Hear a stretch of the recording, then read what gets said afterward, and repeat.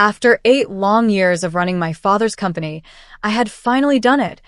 I turned it into a $97 million success. I poured everything I had into Anderson and Company, breathing life into a business that once struggled to survive. Then, everything changed during a family dinner that was supposed to be a celebration. My father smiled at me, calm and proud. Then he placed his hand on my brother's shoulder and said the words that hit me like a freight train. "Your brother will take over now." I felt my stomach drop, but I kept my face steady. Years of practice had taught me how to hide the storm inside. I smiled back, pretending those words hadn't just shattered 8 years of my life's work. The room was buzzing with conversation, clinking glasses, and congratulatory nods. It was supposed to be a night of honor, for what we had built, for what I had built. But suddenly, I was invisible. I grew up watching my father struggle to keep Anderson and Company alive, a modest logistics firm that barely held on in the early days. He worked late nights, skipped family vacations, and fought for every contract. When I was 26, fresh out of business school, I had to fight just to be allowed to help. But once I stepped in, I transformed everything. I took that small regional business and turned it into a national powerhouse. I brought in million-dollar contracts, implemented cutting-edge technology, and restructured our operations from top to bottom. And yet none of it mattered. My brother Peter, who had never shown any real interest in the company, was now taking over. He had spent the last 7 years bouncing between half-hearted ventures, always chasing shortcuts and quick wins. Logistics didn't interest him. Building something never interested him. But power did. As the applause and congratulations flowed his way, he lowered his gaze, pretending to be humble. But I knew better. He had been waiting for this moment. He had played his role well, the dutiful son finally ready to carry the torch. And my father, always the traditionalist, saw no flaw in giving the family business to his son. After all, in his eyes, a daughter's contribution was temporary. No matter how hard I worked, I was never the heir, just a placeholder. But what they didn't realize was that I hadn't just built a company, I had built my position in it. While they were stuck in their outdated ideas, I had quietly secured every part of the foundation. Every key client relationship, every strategic decision, every growth initiative, my fingerprints were on all of it, and tomorrow morning, they would see exactly what that meant. That night, I barely slept. My mind kept replaying every late night, every tough decision, every sacrifice I had made. But one thing was clear. This wasn't the end of my story. It was just the beginning. I gave everything to Anderson and Company. The late nights, the missed birthdays, the friendships and relationships that couldn't survive the weight of my ambition. It all went into building this business. Every part of my life was shaped around it. And now, they expected me to just step aside. They had underestimated me. By 4 a.m., I was in my home office, the glow of my computer lighting up the room. My fingers flew across the keyboard. I pulled up contracts, shareholder documents, executive agreements, everything I had quietly worked on over the years. No one knew this company better than I did. Not my father, and certainly not Peter. Peter thought this would be a smooth transition. That by next week, his name would be on the CEO's door, and his title would be official. But while my father was busy attending public events and Peter was pretending to care about logistics, I was working behind the scenes on something much more important: control. At 9 a.m., I walked into Anderson and Company's headquarters, just like I had every morning for the last 8 years. The same polished floors, the same steady hum of phones ringing and people typing. But today felt different. Today, this wasn't just an office. It was a battlefield. The reception area was quiet. Too quiet. Whispers had already started. Word of my father's announcement at dinner had spread fast. Some employees looked away when I passed, unsure where to place their loyalty. Others just nodded politely, avoiding eye contact. I didn't slow down. I walked tall, heels clicking on the marble floor. I had learned a long time ago, never let them see you shaken. I stepped into my office and quietly shut the door behind me. I had exactly 12 minutes before they arrived, expecting to claim their new roles, my father as the reigning founder once again, and Peter as the chosen heir. 12 minutes before their plan fell apart. I sat at my desk, took a steady breath, and turned on my computer. The screen lit up with confidential files, documents they'd never bothered to look at, agreements they thought didn't matter. But they mattered. One file sat at the top, Executive Shareholders Agreement. I opened it and waited. At exactly 9 a.m., there was a sharp knock at the door. I didn't answer. It opened anyway. My father walked in first, calm and commanding. Behind him, Peter followed, all dressed up in a navy suit, looking smug, like a prince about to be crowned.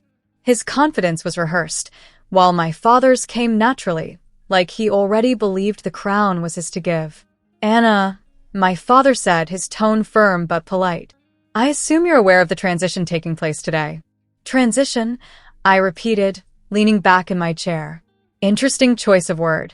"Yes, I'm aware." "Good," he said with a nod as if everything was going according to plan.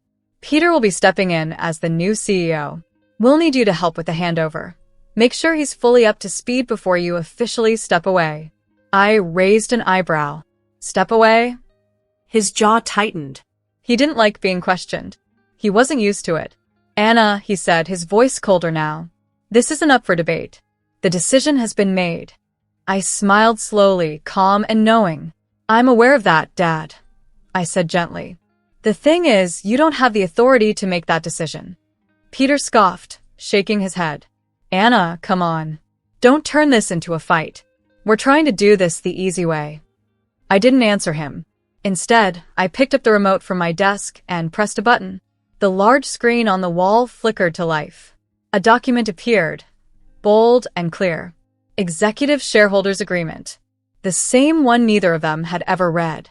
The same one that would turn their entire plan upside down.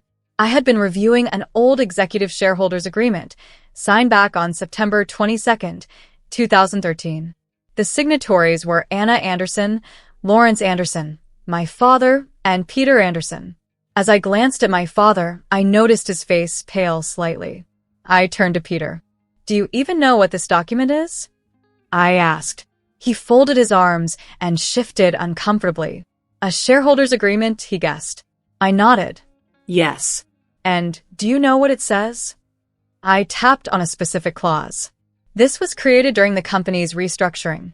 It clearly states that any major decision, like appointing a new CEO, must be approved by all majority shareholders.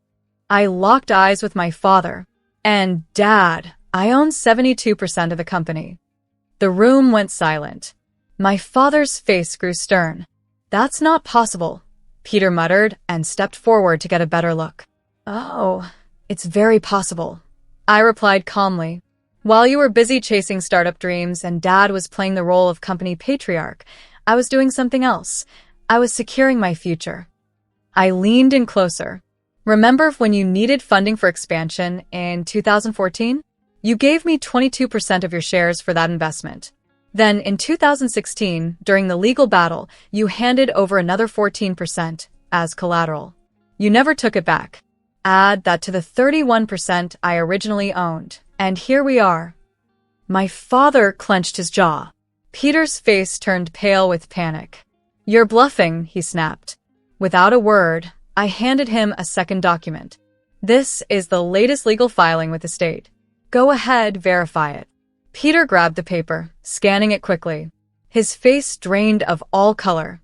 "You can't do this," he stammered. "Dad, tell her she can't do this." But my father said nothing. He knew I hadn't broken the rules. I had played the game better. I stood up slowly. "I'm not firing you, Peter," I said. "I wouldn't want to force you into the real job market. But from now on, you'll report to me. You'll work under my leadership. Otherwise," I gestured toward the door, "you're free to leave." Peter looked at our father, silently pleading for help. But for the first time in his life, my father had no solution. Because this wasn't his company anymore. It was mine. The silence in my office was heavy. Peter still clutched the paper, his knuckles white. My father stood beside him, his expression unreadable, but I knew he was calculating, looking for a way out. There wasn't one. I had prepared for this moment not out of spite, but because I had learned that when power is involved, loyalty is never guaranteed. For the first time ever, my father looked at me as if I was a stranger. Maybe he never really knew me. So that's it. Peter finally said, his voice full of bitterness. You're just taking everything? I let out a dry laugh. Taking everything? I stepped closer. Peter, I built this company. Every deal, every expansion, every innovation, I was the one holding it all together. While you failed your way through opportunities, I kept this company alive. So no, I'm not taking anything. I'm keeping what's already mine. Peter's face twisted in anger, but he had no comeback. And worse, he knew I was right. So did our father. For years, my father believed that family name was more important than ability, that his son would inherit what I had worked for. He was wrong. And now he was facing the consequences. You're making a mistake, Anna, he said finally, his voice even but strained. Families should stick together. Do you want to burn this bridge? I met his gaze without blinking. Dad, I said quietly, you burned this bridge the day you made decisions without me. His lips tightened into a hard line. Business is bigger than one person. We can find a solution that works for everyone. I tilted my head slightly, pretending to consider. I agree. That's why I'm offering you both a choice. I turned to Peter first. You can stay with the company, I said, my tone calm and professional. You won't be CEO. You'll serve as an advisor. You'll have a solid salary but limited authority. And you will answer to me. Peter stiffened but said nothing. The message was clear. The power had shifted, and it wasn't coming back. But I didn't stop. I kept going. You can walk away, I said calmly. I'll buy your shares at market value. Take the money, find a new venture, and pour your energy into something else. My father scoffed. You're acting like you hold all the cards. I gave him a small, knowing smile. That's because I do. A heavy silence followed. I let it stretch. I wanted them to sit with that truth, to feel what it was like to have no control, to realize the game had changed, and they weren't the ones calling the shots anymore. Finally, my father exhaled and shook his head, disbelief written all over his face. I never thought you'd do this, he said quietly. Not to your own family. His words hit me harder than I expected. Not to your own family. I wanted to tell him that he was the one who started this, that he had chosen to cast me aside, treat me like a placeholder, a temporary fix. But I didn't say it, because in the end, it didn't matter. What mattered was that I wasn't going to let them take what I had built. Not now, not ever. Peter stormed out first. Good riddance. I knew exactly what his next move would be.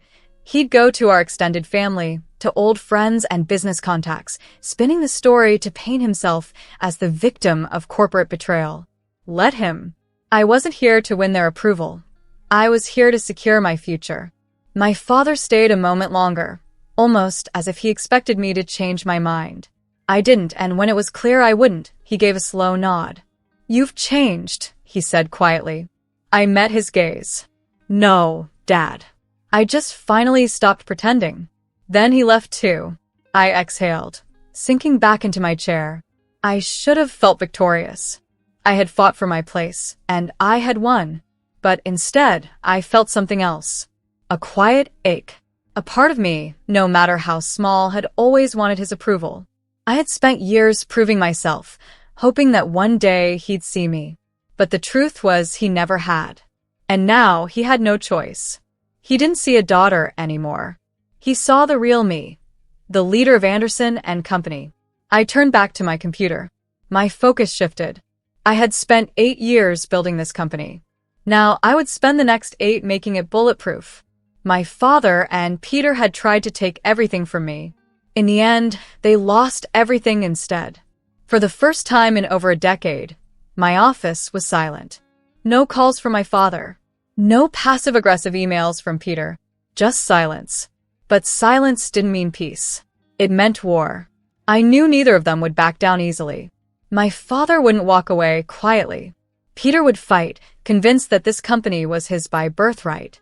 I wasn't naive enough to think this was over. It had only just begun. By the next morning, the shift in the air was clear. People who had smiled at me last week now avoided eye contact. Department heads hesitated when they spoke to me. I could feel the whispers. I knew what was happening. My father and Peter were already working their connections. Old friends, board members, senior executives, spreading doubts, twisting stories. They were painting me as cold, ruthless, and disloyal. Peter especially had taken on the role of the betrayed younger brother. I could see it now. Him sitting in a fancy restaurant, voice full of fake sadness, telling investors how his sister stole the company from him and my father. He didn't need to say much. Just a sigh, a solemn shake of the head, a soft line like, "I only ever wanted the best for my children." It was subtle, it was calculated, and it was dangerous. Because if they managed to turn enough people against me, especially the board, I could be pushed out. Maybe not legally, but they could make my leadership a nightmare. I wasn't going to let that happen. That afternoon, I called an emergency executive meeting. When I stepped into the boardroom, the tension hit me instantly. Half the room wouldn't meet my eyes. The other half watched me too closely, waiting for a mistake. I walked to the head of the table. My seat, and I sat down. "Let's not waste time," I said, my voice even and clear. I know there have been conversations behind closed doors over drinks and whispers. I looked around the room, letting my gaze rest on each face for a second longer than was comfortable. Enough to make them shift in their seats. I'm not here to silence opinions, but I am here to lead. And if anyone doubts my vision, my leadership, or my right to sit in this chair, speak now, or step aside. I could feel the discomfort in the room. Some people were wondering if I had what it takes to keep leading this company. A few shifted in their seats. No one said a word. I tapped my fingers lightly on the polished table in front of me. "Let's clear that up," I said. I turned on the screen behind me, pulling up a presentation, charts, numbers, performance metrics. In the last 4 years, I've taken this company from a small regional player to a $97 million industry leader. Revenue is up 477%. We've entered 5 new markets. This didn't happen by luck. I looked toward Frank, our CFO. "Frank, is there a single financial indicator suggesting the company is in trouble under my leadership?" Frank hesitated, then shook his head. No. In fact, the numbers show we're expecting another 30% growth next quarter. I nodded once. "So, let's be honest about what's going on here." I leaned forward slightly, my voice steady. "My father and brother aren't angry because this company is failing. They're angry because it's succeeding without them. They expected me to step aside and hand Peter control, no matter his qualifications, no matter the results." The room was silent until I dropped the next truth. "I also know that some of you have been contacted in the last 33 hours. Offers were made, favors, incentives to push for my resignation." I let that settle. If anyone wants to admit to those conversations now, this is your chance. More shifting, uneasy glances. Then, one of the senior executives finally spoke. "I received a call," he said, clearing his throat. "From your father. He said he was thinking about appealing to the board." I nodded. "And did he offer anything in return for your support?" The executive paused. Then slowly he nodded. "Yes." "There it is," I said, standing. "Let's not rewrite history. My father built this company, and I respect that. But I took it further than he ever imagined. I will not let him pull the strings from the outside." I let my voice go cold, sharp. If he wants a fight, he'll get one. I gathered my documents, pausing to meet the eyes of every executive in the room. If anyone here believes my father and brother should be in control, now is the time to say it. No one moved. No one spoke. "Good," I said. And I walked out head high. This wasn't just about holding on to what I'd built. It was about making sure they knew they'd never take it from me again. That night, I made a call, not to the board, not to an investor, but to the media. By morning, every major business outlet carried the same headline. "Power shift at Anderson & Co. Anna Anderson outmaneuvers family in boardroom battle." I had made my move. Now I was waiting for theirs.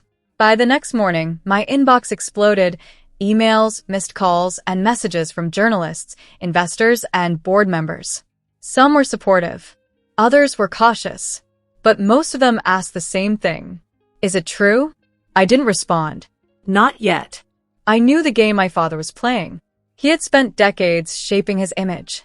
He understood that in business, reputation could be just as powerful as facts. If he couldn't beat me in the boardroom, he'd try to destroy me in the public eye, and sure enough, by noon, the counterattack arrived, a carefully worded press release. Anderson and Company has always been a family-run business. We are saddened by recent developments, but remain committed to the values that built this company. Leadership changes are natural, and we hope for a smooth transition going forward. It was subtle, but I knew exactly what it was meant to say. Anna is reckless. Anna is unstable. Anna isn't a team player. I wasn't surprised, but I was furious. I sat in my office, watching the news as analysts dissected the story. Was Anna Anderson too aggressive in her takeover? Will her leadership style hurt the company's future? Is she facing a PR disaster she can't recover from? They talked like I wasn't watching, like I wasn't already planning my next move. But I was. If my father and Peter wanted a public war, I was ready to give them one. I didn't release a statement.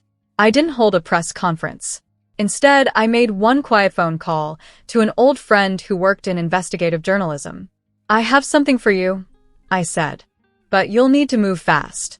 An hour later, I sent over everything: documents, emails, financial reports, and internal records. It was all evidence of the mess Anderson and Company had been hiding for years, mistakes made under my father's leadership. I had spent the last decade cleaning it up in silence. Within 30 hours, the story went live. Behind the curtain at Anderson & Co., a legacy of debt and cover UPS. The article pulled no punches. It exposed the hidden financial issues, praised my leadership for fixing them, and made one thing clear: I was the reason this company was still standing. Not my father. Not Peter. Me. And just like that, the narrative shifted. The board stopped doubting. Investors stopped hesitating. And my father, he had nowhere left to hide. 3 days later, he finally called. I let the phone ring 4 times before I answered. Anna, he said, his voice tight. We need to talk. I leaned back in my chair. Do we? There was silence. Then a sigh. You didn't have to do that. I gave a short laugh. Neither did you.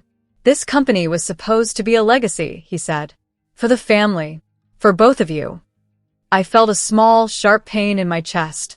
A part of me had once wanted that too. But not anymore. Dad, I said quietly, if you wanted me to protect the legacy, you should have trusted me with it. Instead, you tried to take it from me. Another long silence followed. Then he asked, slowly, almost reluctantly, what happens now? I took a breath. Now? I make sure you never get the chance to touch this company again. The war was over. My father had lost. Peter had disappeared. And I had won. But as I sat in my office, staring out over the skyline, there was no victory in how I felt. No thrill. No celebration. Just a quiet emptiness. I had spent 8 years fighting for Anderson and Company, growing it, protecting it, transforming it. And now it was truly mine. But the cost? That was heavier than I expected. Because somewhere along the way, I had lost something else, my family.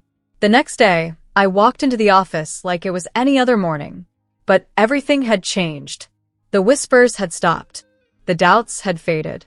People no longer looked at me as just the CEO. I was Anna Anderson, the woman who had taken control, who had outplayed her own family and come out on top. Some respected me for it. Some feared me. And some, they waited quietly for me to fail. I let them wait. At noon, my father and I met one last time in the conference room.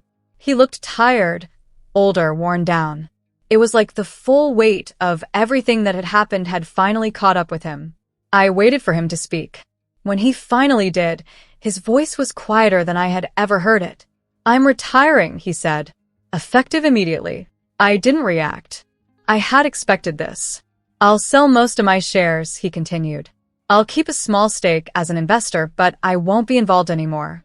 I studied him closely. And Peter? His jaw clenched. He's gone. Took the buyout. He won't be back. I had known it would end this way. Peter had never been strong enough to stand on his own. Once he saw he'd lost, he did what he always did, he ran. Still, hearing it said aloud made something inside me shift. It wasn't regretful. It wasn't guilt. It was just the end. I nodded. Understood. My father sighed and rubbed his temples like he had a headache. Then, after a long pause, he looked at me and said something I never expected. I underestimated you. It wasn't an apology, but it was something. It wasn't an apology, but it was the closest thing I would ever get. And strangely, I realized I didn't need it anymore. A month later, Anderson and company looked completely different. The board members who had backed my father and Peter? Gone. The executives who had once questioned my leadership? Replaced. The company had always thrived under me, but now it was fully mine. And with that control came a new direction. I introduced changes my father had always dismissed. I modernized systems he had called unnecessary. I expanded into industries he had been too afraid to touch. I wasn't just leading, I was transforming. Within 8 months, profits skyrocketed. Within a year, we passed the $200 million mark. And for the first time, I wasn't fighting to prove I belonged. I was building something no one could ever take from me again. 1 year after it all ended, my father and I met for dinner. It was the first time we had spoken since his retirement. He looked different, calmer. Not defeated, just at peace. I read about the latest deal you closed, he said over his drink. Smart move. I smirked slightly. I know. A ghost of a smile crossed his face. There was no tension between us anymore. No more power struggle. No more war. Just the quiet truth between us. He had tried to cast me aside, and I had proved him wrong. He raised his glass. To Anderson and company. This time, when I clinked my glass against him, there was no anger, no bitterness. Just peace. Because I had already won, and I didn't need his approval to know it. Now, as I sit in my office, looking out over the city where I built my empire, I reflect on what this journey has taught me. Sometimes, family isn't your ally, they're your competition. That loyalty is valuable, but never guaranteed. That power isn't handed over. It's earned, claimed, taken, and most of all, that the best way to prove your worth isn't through their validation. It's by building something so solid, so undeniable, that they can never overlook you again. I have no regrets. Anderson and company is mine now, and I'll make sure no one ever forgets it.